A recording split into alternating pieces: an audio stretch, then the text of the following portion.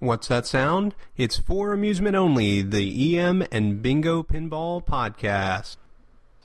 Welcome back to For Amusement Only. This is Nick Baldridge. All right, I'm here with Steve. How's it going, Steve? Good. We're still here. I haven't left. Just a commercial break. Yeah. So tonight I wanted to talk about another game that's going to be at the York Show. And this one is actually Steve's that's coming. It's his beautiful restored Golden Gate. What year was that made? This machine was made in 1962. Okay. And this was made right when there was a big crunch on the law sitting down on these things. Silver Sales, its sister game.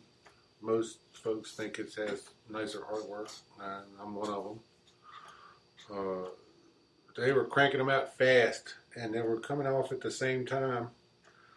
Silver Sales just has different artwork. Everything else is interchangeable. There's maybe one or two circuits that might have a slight tightening of the gratuities allowed.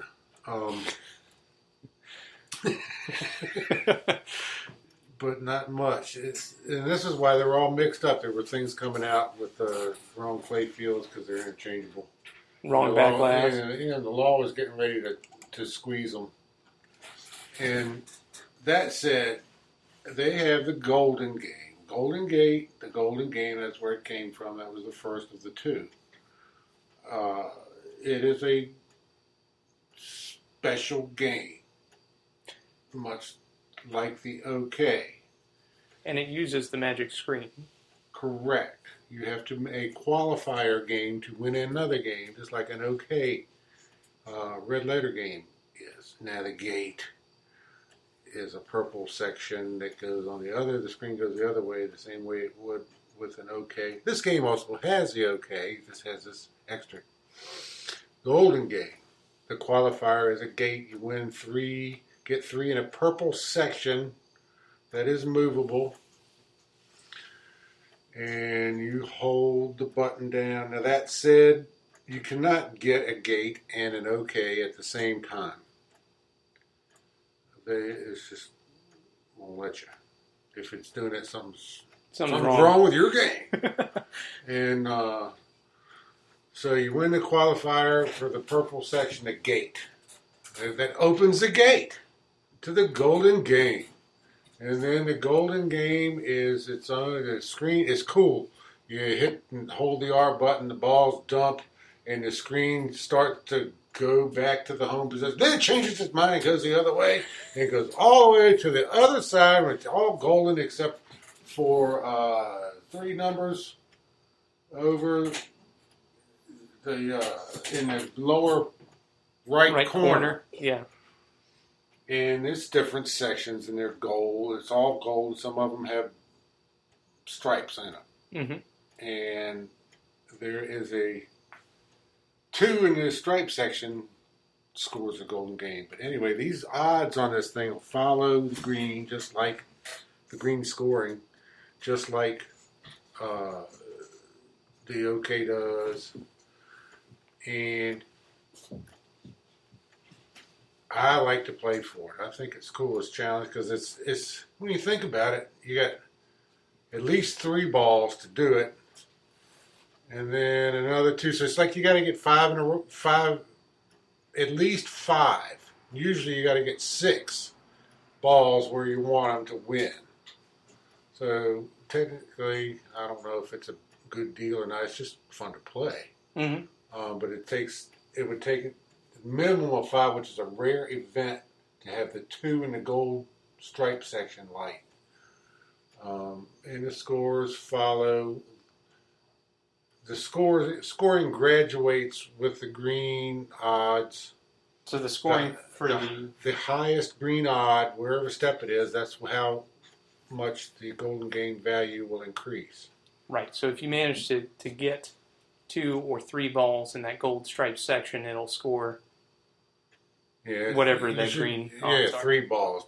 It's a rare event for 2, but you I've done say it before. You did it the first time. That's what sucked you into all this, young man. And you've created a monster.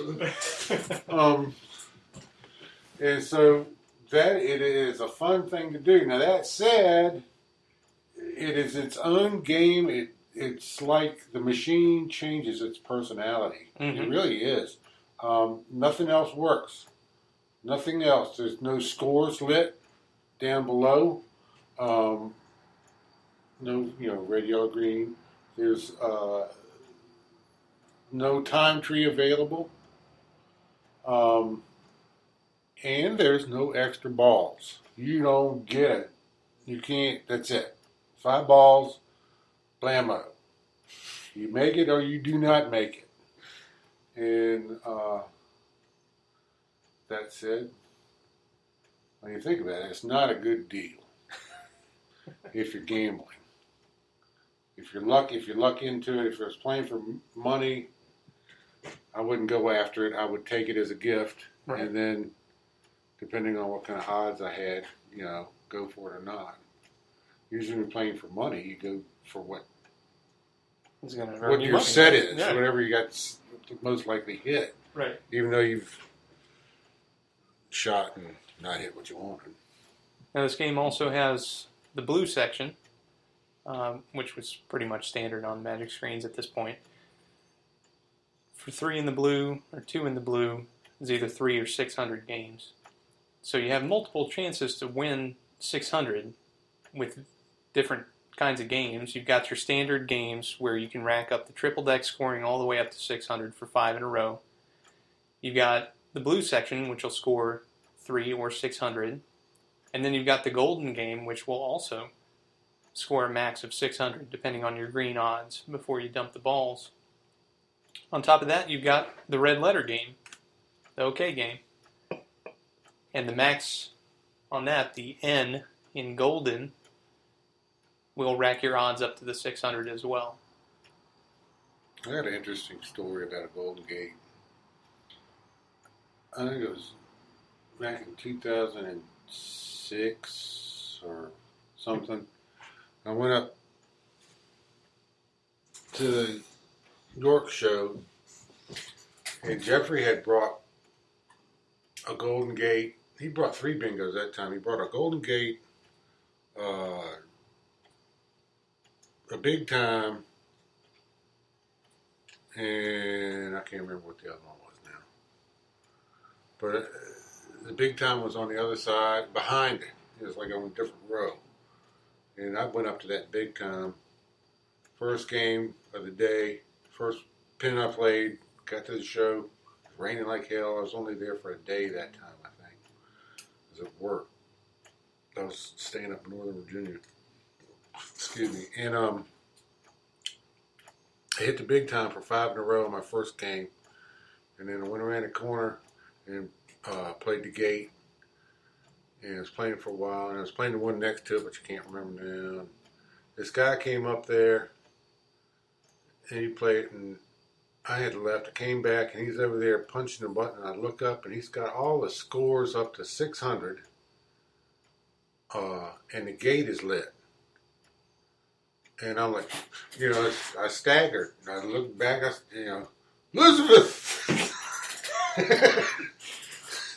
I'm coming to join you, honey! And I said, wow, you know what you got here? Look at that. And he said, I used to play one of these things. I'm trying to get this screen lit. I said, you got the highest golden game value you can get. I've never seen this, ever. And he didn't know what the feature was. And so I talked him through it. And I said, this is what you got to do. You got to get 3 of this purple. Say, you know how to play the OK? He did. And so I coached him through and called the balls, and he hit the purple.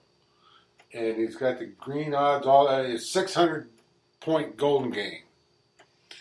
And I'm staggering back again, So he made it. Call the paramedics, and he hit it for 600. Nice. And he's like, man, this is killer. I haven't done this in years, It's like and he wanted to buy one. And I said, and I leaned and I said, well, you can buy this one. And the man that wrote the book, and he said, there's a book on these, and I grabbed it off the top of the thing. I said, here, this is the book, and this is the guy's machine. If you bought this, you're buying a piece of history. Mm-hmm. And I think it's $1,500. But coaching that guy through that, got, I can't remember. I don't remember his name or anything. And he bought the book, bought the game from Jeffrey, and then my commission was one of his T-shirts. Hey. And but that was fun. That was fun seeing that. That and then you hitting the 2 and a goal the first time I'd ever seen it. I've since done it. It's a fun freaking game, man. I play it more than my other bikini, of course. I've had. Well, the Golden Gate you restored more recently than the bikini. Yeah. So that one was on Todd Turnkey video from 2000. When did I do that? 2013.